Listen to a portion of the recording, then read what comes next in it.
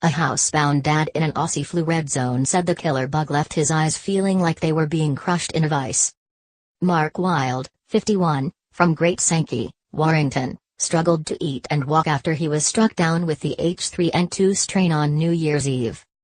His fiancee Clare Roberts, 45, quickly succumbed to the illness. And now his 22-year-old stepdaughter Jess is bedridden. The couple, who couldn't move because of a rocketing fever, muscle aches and chest pains, said they would not wish the disease on their worst enemy.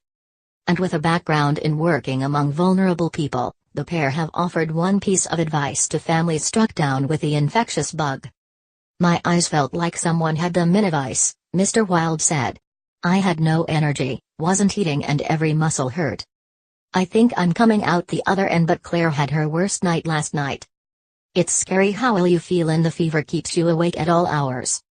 A UK-wide map showing the worst hit areas recorded very high reports in the Cheshire town. Thankfully, Mr. Wilde's 5-year-old son Charlie had the flu jab last year and while he has a temperature, is suffering no symptoms of the more serious flu strain. "Mark works with the public as an engineer and I work with vulnerable adults," Miss Roberts said. "We couldn't move, let alone go to work, because we were so poorly, but I certainly wouldn't have attempted to go to work and spread this further. Regular checks of your temperature is something we were doing throughout the day. This meant we were alternating between paracetamol or Lemsip than ibuprofen." Aussie flu is officially on the rise as 17 were left fighting for life in the last week, a government report revealed yesterday. The number of people admitted to intensive care units, ICU, with the deadly illness has almost doubled in the last 7 days, according to Public Health England's weekly National Influenza Report. Between December 21 and December 28, 9 people struck down with the H3N2 strain of the infectious disease required specialist treatment and monitoring on a NICU or High Dependency Unit, HDU. But since December 28, a further 8 sufferers have required urgent medical attention. And a further 112 people were hospitalized outside of emergency care units in comparison to the previous week's 5. Mr. Wilde said the best piece of advice he can offer other families struck down with the illness is stay indoors. Symptoms of Aussie flu are similar to those caused by normal flu, but they are more severe. People should recover from normal flu within a week although the cough and fatigue may last longer. So if you are still really ill after 7 days, it is a good indication of something more serious. Aussie flu can lead to pneumonia and other potentially fatal complications.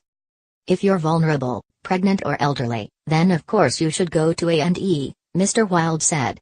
But I think for most people it's important to stay indoors and avoid passing it on to someone else. We both work in jobs where we're constantly meeting new people, some of whom are elderly or already ill.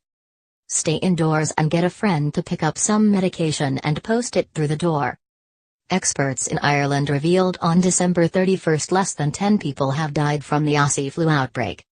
Natalie Shand, 33, from Oldbury, West Midlands, was bedbound for 5 weeks after mistaking her Aussie flu for a Christmas hangover. The mum of 3 suffered vomiting, chest pains, wheezing and a sore throat before she was diagnosed by her GP. Doctors are now warning children, particularly those aged between 5 and 14, could be most at risk. Public health officials are urging people who are eligible for the free flu vaccination should get it without delay. This year's flu vaccine has been developed to tackle the main strains which are circulating this season, including H3N2. A number of strains of the virus, but particularly H3N2, led to Australia's worst flu season for nearly a decade. The arrival of the killer strain comes as NHS England urged hospitals to defer pre-planned operations and routine outpatient appointments until the end of the month. A subtype of influenza A, the bug mainly affects older people, those with long-term health conditions, pregnant women and children. As flu viruses are constantly mutating, vaccines to protect against the disease have to change each season. People are asked to take particular caution to spreading germs by washing their hands more often, covering their mouths and noses when they cough, and cleaning surfaces.